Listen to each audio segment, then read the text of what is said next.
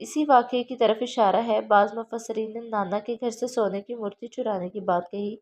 جیسا کہ صاحب جلالین نے بھی نقل کیا ہے، مگر یہ بات کسی مستند روایت سے ثابت نہیں ہے۔ جب یوسف نے دیکھا کہ خود ان کے منہ پر جھوٹ بول رہے ہیں تو ضبط سے کام لیا اور غصے کو پی کر رہ گئے، اور دل میں کہا کہ تمہارے لیے نہایت بری جگہ ہے کہ جھوٹا الزام لگا رہے ہو، حالانکہ اللہ اس کی حقیقت کو خوب جانتا ہے۔ برادران یوسف کا آپس میں مشورہ۔ برادران یوسف نے جب یہ صورت دیکھی تو آپس میں مشورہ کرنے لگے کہ کس طرح بنیامین کو حاصل کیا جائے۔ جب کوئی صورت باقی ہے کہ خوش آمدانہ عرض معروض کر کے عزیز مصر کو بنیامین کو واپسی کی ترغیب دلائیں، کہنے لگے، اے سردار با اقتدار، ہمارا باپ بہت بوڑھا ہے، اس کو اس سے پہلے بھائی کا بھی غم ہے، آپ اس پر رحم کیجیے اور آپ اس کی جگہ ہم میں سے کسی کو روک لیجیے، آپ بلا شبہ پاک نفس اور با اخلاق شخص ہیں۔ عزیز مصر نے کہا، خدا کی پناہ، یہ کیسے ممکن ہے؟ اگر ہم ایسا کریں گے تو ہمارا شمار ظالموں میں ہو۔ برادران یوسف بنیامین کی رہائی سے مایوس ہو گئے تو خلوت میں بیٹھ کر مشورہ کرنے لگے۔ ان میں سے علم و فضل میں بڑے بھائی نے، جس کا نام یہودا تھا، یا عمر میں بڑے بھائی تھے جس کا نام روبیل تھا، کہ میں تو یہیں رہوں گا، آپ سب لوگ ابا جان کے پاس جائیں اور ان کو بتلائیں کہ آپ کے صاحبزادے نے چوری کی، جس کی پاداش میں ان کو روک لیا گیا ہے، اور ہم جو کچھ کہہ رہے ہیں وہ چشم دید حالات ہیں کہ مسروقہ مال ہمارے سامنے بنیامین کے سامنے سے برآمد ہوا، اور ہمیں کوئی غیب کا علم تو نہیں تھا کہ یہ چوری کرے گا، ورنہ ہم ہرگز اس کو واپس لانے کی ذمہ داری نہ لیتے۔ چونکہ برادران یوسف اس سے پہلے ایک فریب یوسف کے بارے میں دے چکے تھے اور یہ جانتے تھے کہ ہمارے مذکورہ بیان سے والد صاحب کو ہرگز اطمینان نہ ہوگا، اس لیے مزید تاکید کے لیے کہا کہ آپ کو ہماری بات کا یقین نہ آئے تو آپ مصر کے لوگوں سے تحقیق کرا لیں، اور آپ اس قافلے سے بھی تحقیق کر سکتے ہیں جو ہمارے ساتھ ہی مصر سے کنان آیا ہے، اور ہم اس بیان میں بالکل سچے ہیں۔ غرض کہ یعقوب علیہ السلام نے برادران یوسف کے بیان کی تصدیق نہ کی، چونکہ یوسف کے معاملے میں ان بھائیوں کا جھوٹ ثابت ہو چکا تھا، اس لیے اس مرتبہ ان کی سچی بات کا بھی یقین نہیں کیا، اور کہہ دیا، تم نے یہ بات اپنی طرف سے گھڑی ہے، میرے لیے صبر ہی بہتر ہے، قریب ہے کہ اللہ تعالیٰ ان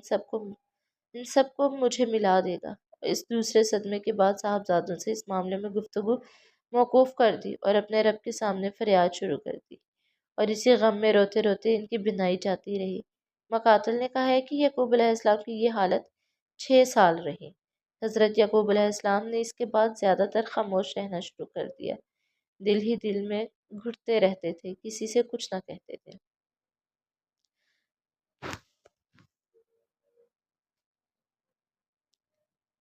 برادران یوسف تیسری بار مصر آنا۔ جب برادران یوسف والد کے حکم کے مطابق مصر پہنچے اور عزیز مصر سے ملاقات ہوئی تو خوش آمدانہ گفتگو شروع کی، اپنی محتاجی اور بے کسی کا اظہار کیا کہ اے عزیز، ہم کو اور ہمارے گھر والوں کو قحط کی وجہ سے سخت تکلیف پہنچ رہی ہے، یہاں تک کہ اب ہمارے پاس غلہ خریدنے کے لیے بھی مناسب قیمت موجود نہیں، ہم مجبور ہو کر کچھ نکمی ناخالص چیزیں غلہ خریدنے کے لیے لے کر آئے ہیں، آپ اپنے کریمانہ اخلاق سے انہی نکمی چیزوں کو قبول فرما لیں اور غلہ پورا عنایت فرما دیں،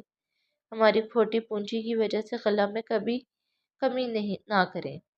ظاہر ہے کہ ہمارا استحقاق نہیں ہے، مگر آپ خیرات سمجھ کر دے دیجئے، اللہ تعالیٰ خیرات دینے والوں کو جزا خیر عطا کرتا ہے۔ یوسف علیہ السلام نے جب بھائیوں کی یہ مسکنت آمیز الفاظ سنے اور شکستہ حالت دیکھی تو طبعی طور پر حقیقت حال ظاہر کر دینے پر مجبور ہوئے، اور یوسف علیہ السلام پر جانب اللہ اظہار حال کی جو پابندی لگی ہوئی تھی، اس کے خاتمے کا وقت آ گیا تھا۔ یعقوب علیہ السلام کا عزیز مصر کے نام خط۔ تفسیر مظہری اور قرطبی میں بروایت ابن عباس نقل کیا ہے کہ اس موقع پر یعقوب علیہ السلام نے عزیز مصر کے نام میں خط لکھ کر دیا تھا،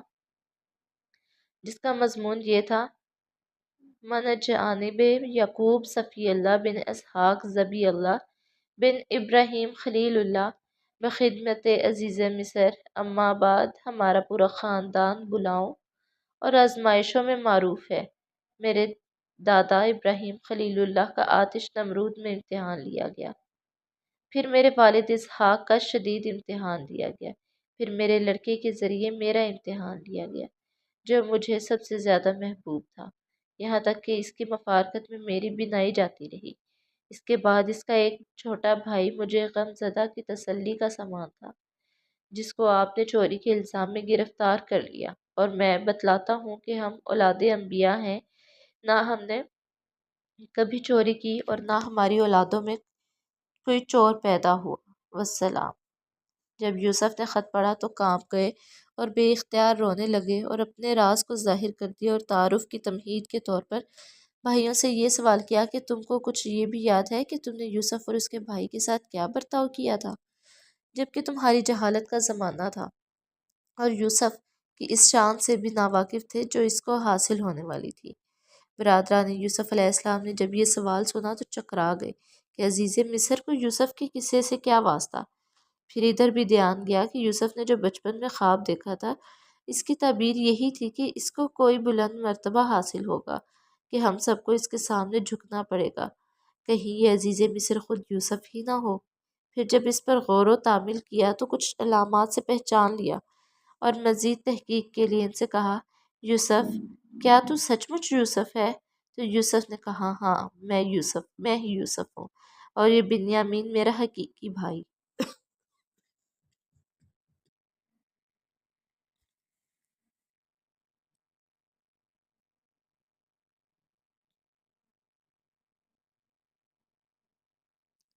سوال کے جواب میں اقرار و اعتراف کے ساتھ یوسف علیہ السلام نے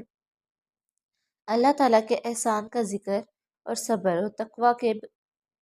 نتائج حسنہ بھی بیان کر کے بتلا دیا کہ تم نے مجھے ہلاک کرنے میں کوئی دقیقہ فروگزاشت نہیں کیا، لیکن یہ اللہ کا فضل و احسان ہے کہ اس نے نہ صرف یہ کہ مجھے کنویں سے نجات عطا فرمائی بلکہ مصر کی فرمانروائی بھی عطا فرما دی، اور یہ نتیجہ ہے اس صبر و تقویٰ کا جس کی توفیق اللہ نے مجھے عطا فرمائی۔ بھائیوں کا اعتراف جرم۔ بھائیوں نے جب یوسف علیہ السلام کی یہ شان دیکھی تو انہوں نے اپنی غلطی کا اعتراف کر لیا۔ حضرت یوسف علیہ السلام نے بھی پیغمبرانہ فوت گزر سے کام لیتے ہوئے فرمایا کہ جو ہوا سو ہوا، آج تمہیں کوئی سرزنش اور علامت نہیں کی جائے گی۔ فتح مکہ کے دن رسول اللہ صلی اللہ علیہ وآلہ وسلم نے بھی مکہ کے ان کفار اور سرداران قریش کو جو آپ کے خون کے پیاسے تھے اور آپ کو طرح طرح ایذائیں پہنچائی تھیں، قتل کی سازشیں کی، معاشرتی اور معاشی بائیکاٹ کیا، حتیٰ کہ وطن عزیز سے نکلنے پر مجبور کر دیا اور مدینہ میں بھی چین سے نہ رہنے دیا۔ یہی کہ الفاظ فرما کر معاف فرما دیا، تم جاؤ اور والدین اور اپنے سب متعلقین کو یہاں لے آؤ۔ چونکہ والد بزرگوار کی نسبت معلوم ہو چکا تھا کہ ان کی بینائی جاتی رہی ہے، اس لیے اپنا کرتا دے کر فرمایا، یہ ان کی آنکھوں کو لگا دینا، بینائی بحال ہو جائے گی۔ ادھر یہ قمیض لے کر قافلہ مصر سے روانہ ہوا۔ ادھر یعقوب علیہ السلام کو اللہ تعالیٰ کی طرف سے حضرت یوسف علیہ السلام کی خوشبو آنے لگی۔ یہ گویا اس بات کا اعلان تھا کہ اللہ کے پیغمبر کو بھی جب تک اللہ تعالیٰ کی طرف سے اطلاع نہ پہنچے، پیغمبر بے خبر ہوتا ہے۔ خدا کی قدرت یوسف قریب ہی شاہ کنعان میں موجود ہے، کبھی نہ کہا کہ یوسف کی خوشبو آتی ہے، کیونکہ خدا کو امتحان پورا کرنا تھا، مگر جب خدا کو منظور ہوا تھا تو ادھر 100 میل دور مصر سے قافلہ یوسف علیہ السلام کا کرتا لے کر چلا۔ ادھر پیراہن یوسفی کی خوشبو یعقوب علیہ السلام کے مشام جان کو معطر کرنے لگی۔ کرتا کی وجہ سے بینائی کا عود کر آنا ظاہر ہے کہ کوئی مادی سبب نہیں ہو سکتا، بلکہ یہ ایک معجزہ تھا۔ یوسف علیہ السلام کو باذن خداوندی معلوم ہو گیا تھا کہ جب ان کا کرتا والد کے چہرے پر ڈالا جائے گا تو اللہ تعالیٰ ان کی بینائی بحال کر دیں گے۔ جنتی کرتا کی خصوصیت۔ ضحاک اور مجاہد وغیرہ ائمہ تفسیر نے فرمایا ہے کہ یہ اس کرتے کی خصوصیت تھی، اس لیے کہ یہ کرتا عام کپڑوں کی طرف نہ تھا، بلکہ حضرت ابراہیم کے لیے جنت سے اس وقت لایا گیا تھا جب نمرود نے آپ کو برہنہ کر کے آگ میں ڈالا تھا۔ پھر یہ جنتی کرتا ہمیشہ ابراہیم کے پاس رہا، حضرت ابراہیم کے بعد حضرت اسحاق علیہ السلام کے پاس رہا۔ ان کی وفات کے بعد حضرت یعقوب کے پاس رہا۔ آپ نے اس کرتے کو ایک متبرک شے سمجھ کر ایک نلکی میں بند کر کے یوسف علیہ السلام کے گلے میں بطور تعویذ ڈال دیا تھا تاکہ نظر بد سے محفوظ رہے۔ برادران یوسف نے جب دھوکہ دینے کے لیے ان کا کرتا اتار لیا اور حضرت یوسف علیہ السلام کو برہنہ کر کے کنویں میں ڈالنے لگے تو جبرائیل امین تشریف لائے اور گلے میں پڑی ہوئی نلکی سے کرتا نکال کر یوسف علیہ السلام کو پہنا دیا، اور یہ کرتا حضرت یوسف علیہ السلام کے پاس محفوظ تھا۔ اس وقت بھی جبرائیل نے ہی حضرت یوسف علیہ السلام کو یہ مشورہ دیا تھا کہ یہ جنت کا لباس ہے، اس کی خاصیت یہ ہے کہ گر نابینا کی آنکھوں سے لگا دیا جائے تو بینائی عود کراتی ہے۔ برادران یوسف کا کاروان کنعان کے لیے روانہ۔ ادھر برادران یوسف کا کاروان پیراہن یوسفی ساتھ لے کر کنعان کے لیے روانہ ہوا۔ ادھر خدا کے برگزیدہ پیغمبر علیہ السلام کو شمیم یوسف نے مہکا دیا، فرمانے لگے، اے خاندان یعقوب، اگر تم یہ نہ کہو کہ بڑھاپے میں اس کی عقل ماری گئی ہے تو میں یقین کے ساتھ کہتا ہوں کہ مجھے یوسف کی مہک آ رہی ہے۔ سب کہنے لگے، واللہ تم تو اپنے اسی پرانے خبت میں پڑے ہو، یعنی اس قدر عرصہ گزر جانے کے بعد بھی جبکہ یوسف کا نام و نشان بھی باقی نہ رہا، تمہیں یوسف ہی کی رٹ لگی ہوئی ہے۔ غرض کہ یہ کنعانی قافلہ بخیر و عافیت کنعان پہنچ گیا، اور برادران یوسف نے یوسف علیہ السلام کے حکم کے مطابق ان کا پیراہن یعقوب علیہ السلام کی آنکھوں پر ڈال دیا۔ یعقوب علیہ السلام کی آنکھیں فوراً روشن ہو گئیں، فرمانے لگے، دیکھو، میں نہ کہتا تھا